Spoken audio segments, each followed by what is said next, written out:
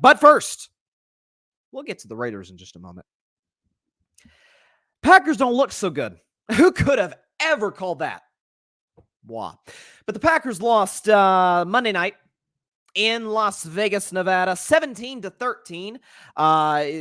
Jimmy Garoppolo wasn't special by any stretch of the imagination.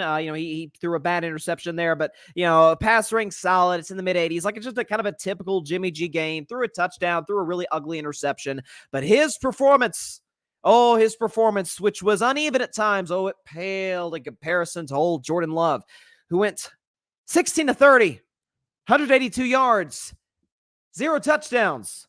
Not 1, not 2, but 3 interceptions. Most, if not all of them, bad.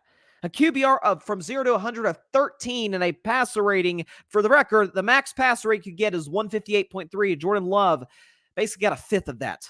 132.2 passer rating for Jordan Love. This despite getting over 100 yards from his running game. But I think what's interesting about this game, and about Jordan Love in particular, is the fact that notice any time that we hear about greatness, let's just keep it within the realm of sports, because we hear about these great athletes, or maybe some of these up-and-coming athletes. And oftentimes, let's use a guy who just played the other night in a preseason game. Looked very good. Kid by the name of Victor Wembanyama, plays for the San Antonio Spurs, number 1 pick in this year's draft. I, along with many others, think he's going to be spectacular at the next level. It's hard to keep the cheese head on. But Victor Wembanyama, and you're hearing all these people, wait till you see Victor. Oh, yeah, everybody's got to learn to say his last name. You can call him Wemby. He's the 7'5" or 6 or 7'10", whatever he is. A guy from French who can shoot, who can defend, who's long, who's rangy. His game looks like Kevin Durant to a certain extent, but then it kind of looks like Kristaps Porzingis. Like, watch out for Victor Wembanyama. 20 years ago, there's this kid out of Akron, Ohio. Maybe you've heard of him. His name is LeBron James. They were televising his high school games. We were thinking, there's LeBron James. This guy's gonna be something in the next level. In the NFL, you think about Trevor Lawrence. Trevor Lawrence hyped up coming to the NFL. Look at his highlights at college, and man, Trevor Lawrence is gonna be spectacular. And you see now, it's pretty good. Numbers bear it out, wins bear it out. You see what he's doing.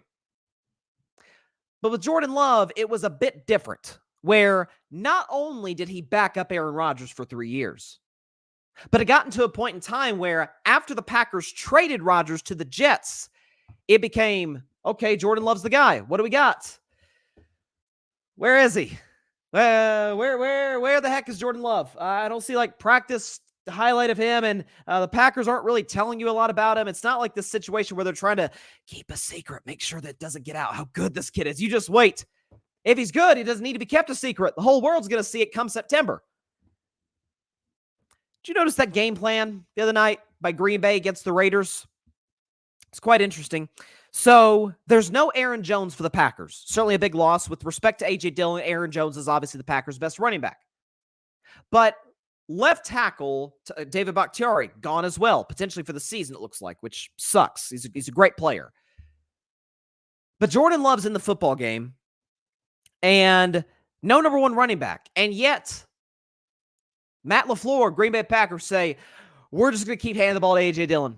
We're going to give the ball to that other kid, Patrick Taylor. Jordan Love, ran a couple times himself. He's showed him some ability. But they kept hand the ball off, playing conservative. They did not trust Jordan Love in the slightest to make the tiniest mistake.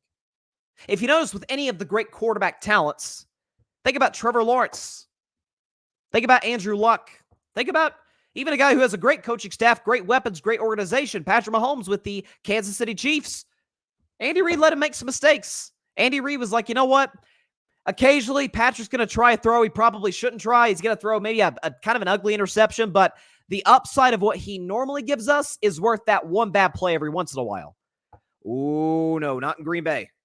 Like, let's just keep the training wheels on Jordan Love. Let's just get through the game. Don't screw it up. This despite the Packers having a week and a half to prepare for this game. This despite Christian Watson in his first really fully healthy game back in the Packers lineup, and we know the speedster he can be.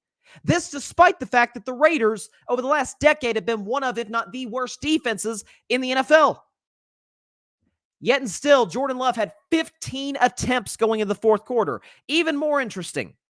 Think about this stat, okay? Jordan Love on passes, this just shows you how conservative the Packers were playing with Jordan Love. On passes thrown, not over 20 yards, not over 10 yards. On passes thrown over 5 yards, Jordan Love was 3 for 11 with 3 interceptions. And this wasn't just a one-week thing. This dates back to the Lions game last week at home with Aaron Jones. Jordan Love on passes thrown over 5 yards in the last 2 weeks. So the other night against the Raiders and then 2 weeks ago against the Lions. Jordan Love, 14 of 32, 5 picks, 0 touchdowns. Basically, in the simplest terms possible, the absolute second the Packers and Matt LaFleur say, okay, Jordan, make a play. Jordan, make a throw. He's careless with the football. He makes poor decisions. He seems, and I've said this since like week 2, week 3, especially the game against the Saints, he looks really antsy in the pocket, doesn't look all that comfortable, despite having one of the better offensive lines, even without Bakhtiari in front of him. Listen, I know Max Crosby is a superstar. Max Crosby was the best player on the field on Monday night. But how about the rest of that Raiders defense? Linebacking core, secondary, really bad. Saw Christian Watson beat him over the top that one play. That was ugly. The Raiders are known for a lot of things. Good defenses are not one of them, at least in the last decade. And Jordan Love still can expose it. And the Packers didn't even trust Jordan Love to expose it. I'm not going to sit up here and act like the Packers have the weapons of the San Francisco 49ers. But they're pretty good. Christian Watson has proven he's one of the faster players in the league, one of the better deep threats in the league. Romeo Doubs is a red zone threat. Good kind of third down player. Luke Musgrave, the tight end. Good player. A.J. Dillon running the football. I mean, Green Bay's got some nice players. But when you don't have, you can have all the ingredients you want, but when you don't have the chef to put it together and put together a great dish, a great meal, it's all for naught. It's just ingredients at that point. Now, some of this is on Matt LaFleur as well. I'll get back to Jordan Love, but some of this is on Matt LaFleur as well. If you look at the Packers, this is another stat. This is from Warren Sharp, who's probably the top analytics guy. You're like, oh my God, Bryce's analytics. What do I say about analytics? You should use them. You're doing yourself a disservice if you don't. You should not allow them to make every single decision. But for fans, for media, for those of us that cover the NFL, analytics kind of help. Detail and see what we're looking at. The Packers' first half stats. In terms of scoring in the first half. So what does that mean? It means what was your game plan to start it off first quarter and kind of trying to execute that in the second quarter? Really, you make your big adjustments, most of them at halftime, which LaFleur struggled in the past with. But his opening game plans haven't been great either. Some of that's limitations at quarterback. Some of that is limitations at the head coach, which I've said for years now. The Packers are losing at halftime by 43 points if you combine their 5 games this season. So combine the first half scores of their first 5 games, they're losing by 43 points. Only the Patriots and the Giants are worse. And we don't exactly look at those as very good offenses or really very good quarterbacks. I've defended Daniel Jones because the offensive line with the Giants has been awful, but you get the point.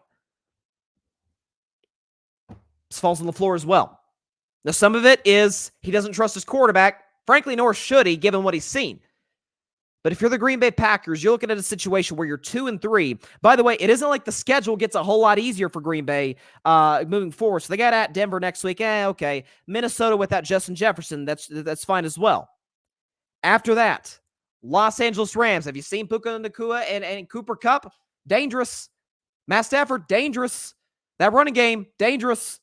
Then they got at my Steelers. Ain't no way. If Jordan Love could only put up 13 points, could only muster 13 points against the Raiders, what is Pittsburgh going to do to him? I can't wait as a Steelers fan, but it's not going to be going well for you if you're a Packers fan. The next week, LA Chargers. Now, nobody, for good reason, trusts Brandon Staley. Do we trust Matt LaFleur a lot more? And Staley, in his defense, has the much better quarterback. That sounds like a loss to me at Lambeau. At Detroit on Thanksgiving. Heck no, they're not winning on Thanksgiving in Detroit, the way they're playing right now. Then they got the Chiefs at home. They're not beating Kansas City. They don't have the offensive firepower to compete. Then they got Giants, Bucks, Panthers, Vikings, Bears. So, kind of an easy stretch toward the end of the season. But that middle part where it's Rams, Steelers, Chargers, Lions, Chiefs, honestly, I could see the Packers going 0-5 in those games. I really could. So I can confidently say what I've said all offseason. This is not by any stretch of the imagination a playoff team. This is a limited quarterback. And if you're Green Bay, the silver lining to it is, listen, you've had a great history with quarterbacks in the past. With Favre, with Rodgers. It's just not going to work out with Love. If by year 4 he's still not ready to go and the coaches still don't trust him, that's a problem. But the good news is for Green Bay, a lot of good quarterbacks this draft next year. And if you're bad enough, you'll get one of them. One of them that has much more talent, much more upside than Jordan Love has. But as we sit here today, that's not your starting quarterback. That's not your franchise quarterback moving forward for Green Bay. If the standard in Titletown is titles, is bringing the Lombardi trophy back home, so to speak, that's not the guy who can do it for you. Thanks so much for watching the show on YouTube, and be sure to go click that big red subscribe button and check out the other clips and full shows from Carving It Up Live, as well as our other incredible content creators here on the Grid Network.